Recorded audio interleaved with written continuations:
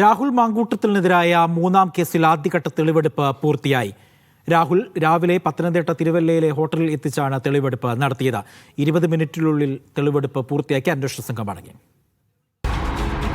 രാവിലെ 5:45 പത്തനംതിട്ട AR ക്യാമ്പിൽ നിന്നും രാഹുൽ മാങ്കൂട്ടത്തിനെ തെളിവെടുപ്പിനായി ക്ലബ് 7 ഹോട്ടലിലേക്ക് എത്തിക്കുന്നു.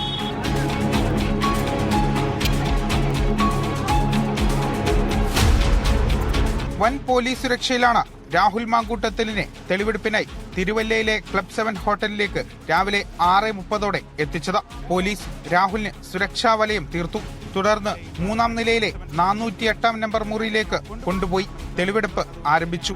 20 മിനിറ്റിന് ശേഷം രാഹുലിനെയും കൊണ്ട് സംഘം തിരിച്ച് താഴേക്ക്. പ്രദർശന വസ്തുവാക്കുകയാണോ എന്ന രാഹുലിനോട് മാധ്യമപ്രവർത്തകരുടെ ചോദ്യത്തിന് മറുപടി ചിരി മാത്രം.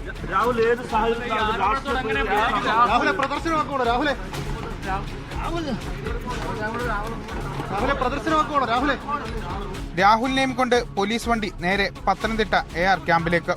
കസ്റ്റഡി കാലാവധി നാളെ അവസാനിക്കാനിരിക്കെ രാഹുലിനെതിരെ പരമാവധി തെളിവ് ശേഖരിക്കാനുള്ള ഒരുക്കത്തിലാണ് പോലീസ്.